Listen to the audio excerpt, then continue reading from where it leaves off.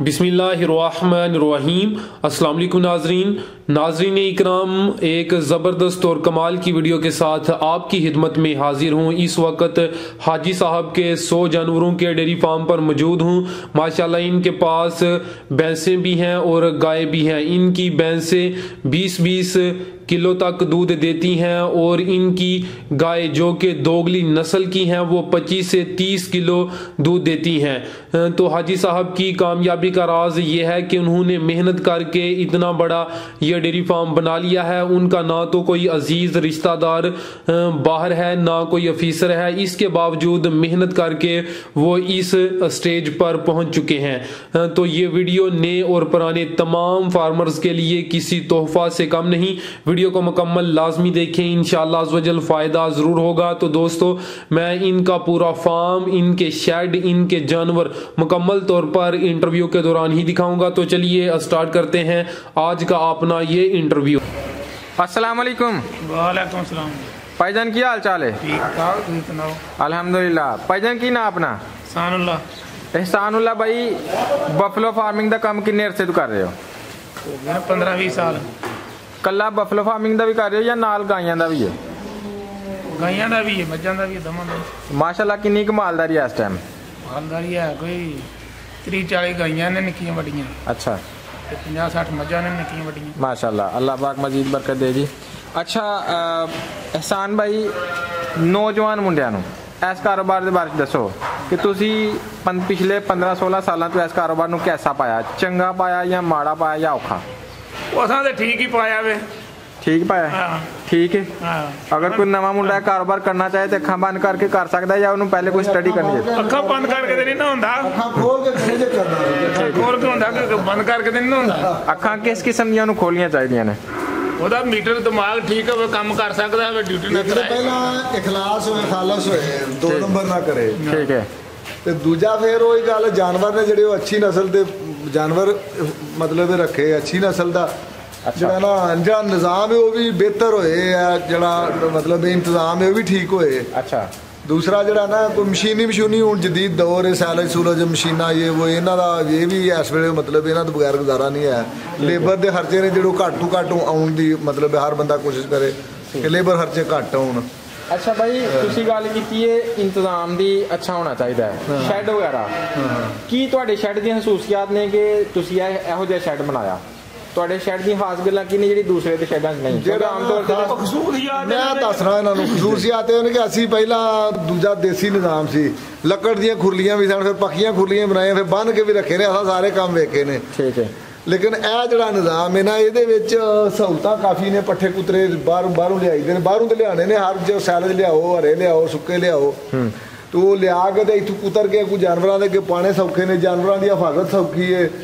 ਫਿਰ ਹਵਾ ਹੈ, ਨਾ ਗਰਮੀ ਦਾ ਰੌਲਾ ਹੈ, ਨਾ ਸਰਦੀ ਦਾ ਰੌਲਾ ਹੈ, ਨਾ ਪਾਣੀ ਆਪਣੀ ਮਰਜ਼ੀ ਨਾਲ ਪੀਂਦੀਆਂ ਨੇ। ਸਾਰੇ ਮਾਮਲਾਤ ਨੇ ਜਿਹੜੇ, ਤੇ ਨਹੀਂ ਤੇ ਤੁਸੀਂ ਜਾਨਵਰਾਂ ਨੂੰ ਬੰਨ੍ਹ ਕੇ ਰੱਖੋ ਤੇ ਉਹਨਾਂ ਨੂੰ ਪਾਣੀ ਵੀ ਇੱਕ ਤੇ ਤੁਹਾਡੀ ਮਰਜ਼ੀ ਨਾਲ ਉਹਨਾਂ ਪੀਣਾ ਹੈ। ਜਿਹੜਾ ਜਾਨਵਰ ਬੱਧੇ ਆ ਉਹ ਤੇ ਤੁਸੀਂ ਜਦੋਂ ਉਹਨੂੰ ਪਾਣੀ ਤੇ ਖੜਨਾ ਤੇ ਉਹਨੇ ਪਾਣੀ ਪੀਣਾ, ਤੇ ਜਿਹੜਾ ਜਾਨਵਰ ਖੁੱਲਾ ਹੈ ਉਹ ਆਪਣੀ ਮਰਜ਼ੀ ਨਾਲ ਪਾਣੀ ਪੀਂਦਾ, ਆਪਣੀ ਮਰਜ਼ੀ ਨਾਲ ਧੁੱਪੇ ਜਾਂਦਾ, ਆਪਣੀ ਮਰਜ਼ੀ ਨਾਲ ਛਾਵੇਂ ਰਹਿੰਦਾ। ਤੇ ਯਾਨੀ ਇਹਦੀਆਂ ਸਹੂਲਤਾਂ ਇਹ ਨਹੀਂ, ਜਾਨਵਰ ਜਿਹੜਾ ਮਤਲਬ ਉਹੀ ਗੱਲ ਖੁਸ਼ ਰਹਿੰਦਾ, ਉਹਦੀ ਪ੍ਰੋਡਕਸ਼ਨ ਵੀ ਜ਼ਿਆਦਾ ਹੁੰਦੀ ਹੈ। ਠੀਕ ਹੈ। ਮਾਸ਼ਾਅੱਲਾ, ਯਾਨੀ ਇਹ ਸਾਰਾ ਕੰਮ ਸ਼ੈੱਡ ਦੇ ਡਿਜ਼ਾਈਨ ਦੀ ਵਜ੍ਹਾ ਤੋਂ ਹੋਇਆ? ਸ਼ੈੱਡ ਤੇ ਡਿਜ਼ਾਈਨ ਸ਼ੈੱਡ ਬਣਾਇਆ ਤੇ ਹੁਣ 1 ਸਾਲ ਹੀ ਹੋਇਆ। ਪਹਿਲਾਂ ਮੁਖਤਲਿਫ ਤਰੀਕੇ ਨਾਲ, ਪਹਿਲਾਂ ਛੋਟਾ ਸ਼ੈੱਡ ਸੀ, ਇੱਥੋਂ ਤੱਕ ਸੀ ਹੈ। ਅੱਛਾ। ਉਹ ਇਹ ਨਿਜ਼ਾਮ ਨਹੀਂ ਹੈ ਸੀ, ਵਿੱਚ ਜਾ ਕੇ ਗੋਇਆ ਡੰਗਰਾਂ ਦੇ ਵਿੱਚ ਜਾ ਕੇ ਪੱਠੇ ਪਾਣੇ ਪੈਂਦੇ ਸਨ, ਗੋਹੇ ਦੇ ਵਿੱਚ ਜਾ ਕੇ ਪੱਠੇ ਪਾਣੇ ਪੈਂਦੇ ਸਨ ਸੁਥਰੇ। ਤਾਂ ਮਤਲਬ ਇਸ ਤਰ੍ਹਾਂ ਅੱਗੇ ਅਸੀਂ ਆਪੀ ਕਈ ਵਾਰੀ ਇਸ ਤਰ੍ਹਾਂ ਮੁਲਾਜ਼ਮ ਵਿੱਚ ਆਪੀ 8-8 ਦਿਨ ਅੰਦਰ ਨਹੀਂ ਸੀ ਵੜੀ ਦਾ, ਸਾਰਾ ਹੁੰਦਾ ਹੀ ਜੇ ਗੋਇਆ ਸੀ। ਤੇ ਹੁਣ ਇਹ ਹੈ ਇਸੇ ਤਰ੍ਹਾਂ ਜਿਸ ਤਰ੍ਹਾਂ ਹੋਣਾ ਹੈ, ਇੰਝ ਮਤਲਬ ਰਾਤੀ ਦਿਨੇ ਜਿਸ ਵੇਲੇ ਮਰਜ਼ੀ ਆ ਕੇ ਸਾਰਾ ਮਾਲ ਵੇਖੋ, ਤੋੜ ਤੱਕ ਨਜ਼ਰ ਹੁੰਦਾ। ਜ਼ਬਰਦਸਤ। ਜੀ ਜੀ। अच्छा ये सब तुसी जिक्र किया है कि नस्ल अच्छी होनी चाहिए। अच्छी नस्ल तो मुराद तुसी की लिंदे हो? जिहड़ी मज्जां दी अच्छी नस्ल है ਉਹ दसो ते जिहड़ी गावां दी अच्छी नस्ल है ਉਹ भी दसो। ਜਿਹੜਾ ਨਾ ਮੱਝਾਂ ਦੀ ਅੱਛੀ ਨਸਲ, ਇਹ ਤੇ ਕੋਈ ਮਖਸੂਸ ਨਾਂ ਨਹੀਂ ਹੈ। ਯਾਨੀ ਅਸੀਂ ਜਿੰਨੇ ਜਾਨਵਰ ਨੇ ਨਾ, ਇਹ ਸਾਰੇ ਸਾਡੇ ਤਕਰੀਬਨ ਜਾਂ ਤੇ ਘਰ ਦੇ ਨੇ ਤੇ ਜਾਂ ਜਿਹੜਾ ਨਾ ਇੱਥੋਂ ਆਪਣੇ ਮਤਲਬ ਕੁਰਬੋ ਜਵਾਰ ਤੋਂ ਇਕੱਠੇ ਕੁੱਠੇ ਕੀਤੇ ਨੇ। ਅਸਾਂ ਕਿਧਰੋਂ ਨਾ ਸਾਹੀਵਾਲ ਨੂੰ ਜਾ ਕੇ ਕੋ ਆਂਦਾ, ਨਾ ਗਾਂ ਕੋ ਬਾਹਰੋਂ ਬਰੂਨ ਤੋਂ ਮੰਗਵਾਈਏ, ਸਾਰੇ ਇੱਥੇ ਦੇ ਜਾਨਵਰ ਨੇ।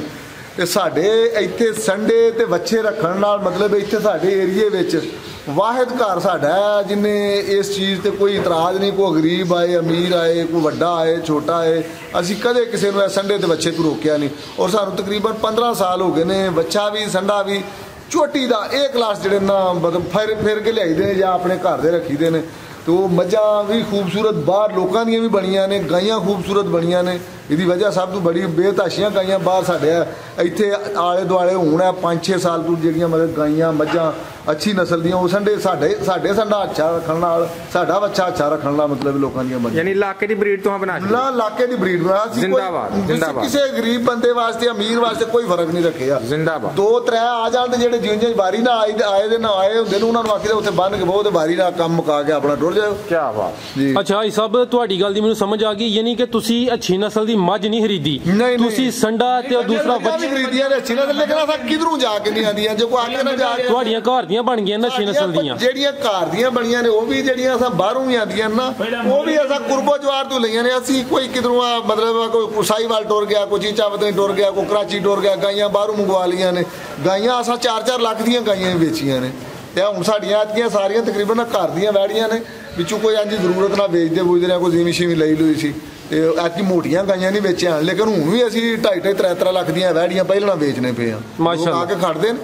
ਆਈ ਸਾਹਿਬ ਇਹ ਦੱਸੋ ਜਿਹੜਾ ਅੱਛਾ ਸੰਡਾ ਹੈ ਤੇ ਅੱਛਾ ਬੱਚਾ ਉਹਦੀ ਕੀ ਪਹਿਚਾਣ ਹੈ ਤਾਂ ਕਿ ਤੁਹਾਡੇ ਜਿਹੜੇ ਫਾਰਮ ਤੇ ਕੁਝ ਜਿਹੜਾ ਨਾ ਇਹ ਜਿਹੜੇ ਬੰਦੇ ਜਾਨਵਰ ਰੱਖਣ ਵਾਲੇ ਨਾ ਉਹ ਹੀ ਮਤਲਬ ਇਹ ਅੱਛੀ ਤਰ੍ਹਾਂ ਹਰ ਬੰਦਾ ਨਾ ਜਿਹੜਾ ਇਹ ਜ਼ਬਾਨੀ ਬੋਲਣ ਵਾਲਾ ਬੋਲ ਨਹੀਂ ਹੈ। ਇਹ ਅਮਲੀ ਤੌਰ ਤੇ ਵੇਖਿਆ ਜਾਏ, ਜਾਨਵਰ ਦਾ ਕੱਦ ਬਹੁਤ ਵੇਖਿਆ ਜਾਏ, ਉਹਦਾ ਹੱਡੀਆਂ ਜਿਸਮ ਵੇਖਿਆ ਜਾਏ, ਉਹਦੀ ਸਿਹਤ ਨੂੰ ਵੇਖਿਆ ਜਾਏ, ਉਹਦਾ ਉਹ ਮਤਲਬ ਜਿਹੜਾ ਨਾ ਬੜਾ ਹੋਣਾ ਸਭ ਤੋਂ ਬੜਾ ਇਹ ਜਾਨਵਰ ਦੁੱਧ ਦੇਣ ਵਾਲੇ ਗੋਸ਼ਤ ਵਾਲੇ ਜਾਨਵਰ ਨੇ।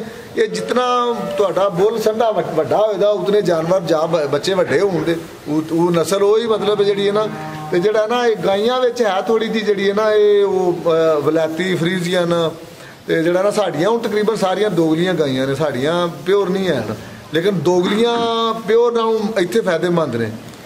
ਤੇ ਭਾਈ ਸਾਹਿਬ ਜਿਹੜੀ ਤੁਹਾਡੀ ਦੋਗਲੀ ਗਾਈ ਹੈ ਜ਼ਿਆਦਾ ਤੋਂ ਜ਼ਿਆਦਾ ਕਿੰਨਾ ਦੁੱਧ ਦਿੰਦੀ ਹੈ ਤੇ ਆਪਣੀ ਮੱਝ ਦੇ ਬਾਰੇ ਚ ਵੀ ਦੱਸੋ ਕਿ ਉਹ ਜ਼ਿਆਦਾ ਤੋਂ ਜ਼ਿਆਦਾ ਕਿੰਨਾ ਦੁੱਧ ਦਿੰਦੀ ਹੈ। ਮੱਝਾਂ ਨਾ ਜਿਹੜੀਆਂ ਉਹ ਜ਼ਿਆਦਾ 20 ਕਿਲੋ ਦੇਣ ਵਾਲੀਆਂ ਵੀ ਹੈ ਨੇ, ਤੇ ਗਾਈਆਂ ਨਾ ਜਿਹੜੀਆਂ ਹੁਣ ਇਸ ਵੇਲੇ ਸ਼ਾਇਦ ਕੋਈ ਹੋਏ ਜਾਂ ਨਾ ਹੋਏ, ਗਾਈਆਂ ਵੀ 25-30 ਕਿਲੋ ਦੁੱਧ ਪਈਆਂ ਦੇਣੀਆਂ। ਹੁਣ ਜਿਹੜੀਆਂ ਆਮ ਗਾਈਆਂ ਦੀ ਆਮ ਮੱਝਾਂ ਜਿਹੜੀਆਂ ਨੇ ਬਾਅਦ ਕੋ 12-14 ਕਿਲੋ 15 ਯਾਨੀ ਕੋਈ ਜਿਹੜੀ 20 ਦੁਆਲੇ ਨਾ ਸਾਰੀਆਂ ਨਹੀਂ ਜਾਂਦੀਆਂ ਵੱਖਰੀਆਂ ਸਭ ਖਰਾਬ ਦੇ ਸਿਰ ਤੇ ਹੀ ਨਾ ਦੁੱਧ ਦੇਣਾ ਹੁੰਦਾ। ਅੱਛਾ ਆਈ ਸਾਹਿਬ ਇੱਕ ਸਵਾਲ ਹੋਰ ਪੁੱਛਿਆ ਹੁੰਦਾ, ਕੁਝ ਲੋਕ ਸਿਰਫ ਮੱਝਾਂ ਰੱਖਦੇ ਨੇ ਜਾਂ ਗਾਵਾਂ ਰੱਖਦੇ ਨੇ, ਮੱਝਾਂ ਤੇ ਗਾਵਾਂ ਇਕੱਠੇ ਰੱਖਣ 'ਚ ਕੀ ਫਾਇਦਾ ਤੁਹਾਨੂੰ ਮਿਲਦਾ ਪਿਆ? ਇਕੱਠੇ ਰੱਖਣ 'ਚ ਫਾਇਦਾ ਦੁੱਧ ਹੀ ਲੈ ਲੈਂਦੇ ਨੇ। ਤੇ ਦੂਸਰੀ ਚੀਜ਼ ਇਹ ਵੇ ਕਿ ਜਿਹੜਾ ਨਾ ਅੱਲਾਹ ਦਾ ਇਹ ਜਾਨਵਰ ਜਿਹੜੀਆਂ ਮੱਝਾਂ ਨੇ ਇਹ ਵੀ ਅੱਲਾਹ ਦਾ ਦਿੱਤੇ ਆ ਜਾਨਵਰ, ਇਹਨਾਂ ਦੀ ਹਿਫਾਜ਼ਤ ਵੀ ਇਹਨਾਂ ਦੀ ਬਕਾ ਵੀ ਸਾਡੀ ਜ਼ਿੰਮੇਵਾਰੀ ਹੈ।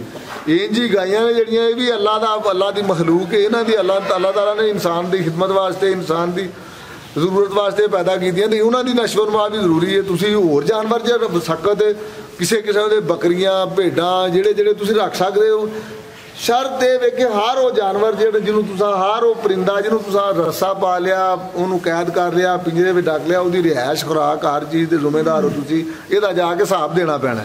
ਅੱਛਾ ਇਹ ਸਭ ਇੱਕ ਸਵਾਲ ਹੈ ਕਿ ਇੰਨੇ ਜਾਨਵਰਾਂ ਦੀ ਰੋਜ਼ਾਨਾ ਦੀ ਰੂਟੀਨ ਕੀ ਰੱਖੀ ਹੈ ਤੁਸੀਂ, ਇਹਨਾਂ ਨੂੰ ਕੀ ਖਿਲਾਉਂਦੇ ਪੈਂਦੇ ਸਵੇਰ ਤੋਂ ਲੈ ਕੇ ਸ਼ਾਮ ਤੱਕ? ਅਸੀਂ ਇੱਕ ਤੇ ਸੈਲਜ ਬਣਾਏ ਆ, ਸੈਲਜ ਪਾਉਂਦੇ ਆ, ਸਵੇਰੇ ਸੈਲਜ ਪਾਉਂਦੇ ਆ ਪਹਿਲੇ ਟਾਈਮ, ਪਿਛਲੇ ਟਾਈਮ ਹੈ ਹੁਣ ਪੱਠੇ ਕੁਤਰੇ ਨੇ, ਪੱਠੇ ਕੁਤਰ ਕੇ ਪਾਉਂਦੇ ਆ। ਪੱਠਿਆਂ ਦੀ ਕਿਹੜੀ ਚੀਜ਼ ਇਸਤੇਮਾਲ ਕਰਦੇ ਹੋ? ਚਾਰੇ ਵਿੱਚ ਇੱਥੇ ਸਬਲ ਚਾਰੇ ਜਿਹੜੇ ਨੇ ਉਹ ਗਰਮੀਆਂ ਵਿੱਚ ਮਕਈ ਜ਼ਿਆਦਾ ਚੱਲਦੀ ਹੈ ਤੇ ਸਰਦੀਆਂ ਵਿੱਚ ਬਰਸੀਨ ਜ਼ਿਆਦਾ ਚੱਲਦਾ। ਤੇ ਇੱਕ ਮੱਝ ਦਾ ਜਾਂ ਇੱਕ ਗਾਂ ਦਾ ਰੋਜ਼ਾਨਾ ਦਾ ਕਿੰਨਾ ਖਰਚਾ ਆ ਜਾਂਦਾ, ਕੋਈ ਅੰਦਾਜ਼ਾ ਲਾਇਆ ਅਜੇ ਤੱਕ? ਇਹ ਤੇ ਅਸਾਂ ਜਿਹੜਾ ਨਾ ਇਹ ਅੰਦਾਜ਼ਾ ਤੇ ਅਸੀਂ ਇੱਕ ਬੰਦੇ ਨੇ ਸਵਾਲ ਕੀਤਾ ਸੀ, ਮਤਲਬ ਤੁਸੀਂ ਇਹ ਕੀ ਕੋਈ ਹਿਸਾਬ ਸਿਸਟਮ ਵਿੱਚ ਬੱਚਤ ਨਫਾ ਨੁਕਸਾਨ ਕੀ ਹੈ? ਆਹ ਕਦੇ ਗਿਣੀ ਨਹੀਂ ਹੈ, ਨਾ ਕਦੇ ਘਰ ਨਾ ਬਾਹਰ ਨਾ ਮਤਲਬ ਨਾ ਨੌਕਰਾਂ ਦਾ, ਬਸ ਥੋੜਾ ਬਹੁਤਾ ਮਾੜਾ ਮੋਟਾ ਨੌਕਰਾਂ ਸ਼ੌਕਰਾਂ ਦਾ ਦਿਹਾੜੀਆਂ ਸ਼ਾੜੀਆਂ ਦਾ ਹਿਸਾਬ ਲਿਖੀਦਾ, ਉਹਦਾ ਕਦੇ ਕੋਈ ਚੀਜ਼ ਲਿਖੀ ਨਹੀਂ ਹੈ। ਅੱਛਾ ਹਾਜੀ ਸਾਹਿਬ ਤੁਸੀਂ ਦੱਸਿਆ ਕਿ ਜਾਨਵਰਾਂ ਦੇ ਆਊਟਪੁੱਟ 'ਚ ਉਹਨਾਂ ਦੀ ਨਸਲ ਦਾ ਬੜਾ ਯਾਨੀ ਹੈ ਵੇ, ਉਸ ਤੋਂ ਬਾਅਦ ਤੁਸੀਂ ਇਹ ਦੱਸੋ ਕਿ ਕਿਆ ਜਾਨਵਰਾਂ ਦੀ ਸਿਰਫ ਨਸਲ ਹੀ ਮੈਟਰ ਕਰਦੀ ਹੈ ਜਾਂ ਉਹਨਾਂ ਦੀ ਖੁਰਾਕ ਵੀ ਮੈਟਰ ਕਰਦੀ ਹੈ? ਦੋਨੋਂ ਚੀਜ਼ਾਂ ਮੈਟਰ ਕਰਦੀਆਂ ਨੇ, ਨਸਲ ਵੀ ਹੋਏਗੀ ਖੁਰਾਕ ਵੀ ਹੋਏਗੀ। ਖੁਰਾਕ ਕਿਸ ਕਿਸਮ ਦੀ ਹੋਣੀ ਚਾਹੀਦੀ ਪੂਰਾ ਸਾਲ ਜਾਨਵਰਾਂ ਦੀ, ਕਿਹੜੇ ਮੌਸਮ 'ਚ ਕਿਹੜੀ ਖੁਰਾਕ ਹੋਣੀ ਚਾਹੀਦੀ ਕਿ ਜਾਨਵਰ ਅੱਛਾ ਰਿਜ਼ਲਟ ਦੇ? ਮੌਸਮੀ ਚਾਰਾ ਜਿਹੜਾ ਵੀ ਹੈ ਨਾ ਉਹ ਅੱਛਾ ਚਾਰਾ ਹੋਏ, ਮਤਲਬ ਗਲਿਆ ਸੜਿਆ ਨਾ ਹੋਏ, ਖਰਾਬ ਨਾ ਹੋਏ, ਪੱਕਿਆ ਨਾ ਹੋਵੇ, ਜਾਨਵਰਾਂ ਦੀ ਪਸੰਦ ਦਾ ਖਿਆਲ ਰੱਖਿਆ ਜਾਏ। ਠੀਕ ਹੈ।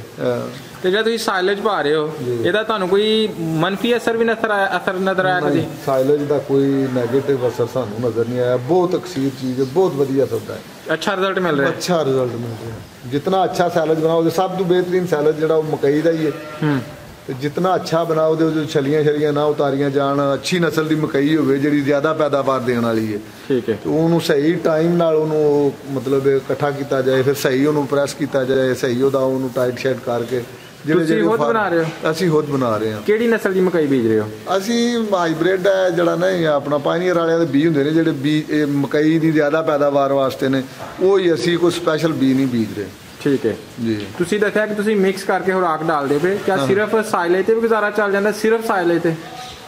ਅਸੀਂ ਸਿਰਫ ਸਾਇਲੇਜ ਨਾਲ ਥੋੜਾ ਮਹਿੰਗਾ ਵੀ ਪੈਂਦਾ, ਨਾਲ ਜਿਹੜੇ ਜਾਨਵਰ ਨੇ ਨਾ ਇਹਨਾਂ ਨੂੰ ਜੇ ਬੰਦੇ ਦੀ ਜ਼ਰੂਰਤ ਬੰਦੇ ਨੂੰ ਤੁਸੀਂ ਗੋਸ਼ਤ ਅੱਛੀ ਗਜ਼ਾ ਹੈ ਜਾਂ ਹੋਰ ਕੋਈ ਮੁਰਗਨ ਗਜ਼ਾਵਾਂ ਨੇ ਜਿਹੜੀਆਂ, ਉਹ ਤੁਸੀਂ ਇੱਕ ਹੀ ਗਜ਼ਾ 2 ਦਿਨ ਰਾਤੀ ਖਾਓ, ਉਹ ਮਤਲਬ ਕੋਈ ਬੰਦਾ ਉਹਦੇ ਤੇ ਗੁਜ਼ਾਰਾ ਨਹੀਂ। ਤੇ ਸਾਇਲੇਜ ਜਿਹੜਾ ਇਹ ਵੀ ਮਤਲਬ ਜਿਹੜੀ ਹੈ ਨਾ ਜ਼ਿਆਦਾ એનર્ਜੀ ਵਾਲੀ ਗਜ਼ਾ ਹੈ, ਇਸ ਵਾਸਤੇ ਕੁਲੀ ਤੌਰ ਤੇ ਸਾਇਲੇਜ ਪਾ ਕੇ ਜਾਨਵਰ ਬਿਮਾਰ ਹੀ ਹੁੰਦੇ, ਠੀਕ ਨਹੀਂ ਹੁੰਦੇ। ਠੀਕ ਹੈ। ਕਿੰਨਾ ਸਾਇਲੇਜ ਪਾਣਾ ਚਾਹੀਦਾ ਤੇ ਕਿੰਨੇ ਹਰੇ ਪੱਠੇ ਪਾਣੇ ਚਾਹੀਦੇ ਦੂਸਰੇ?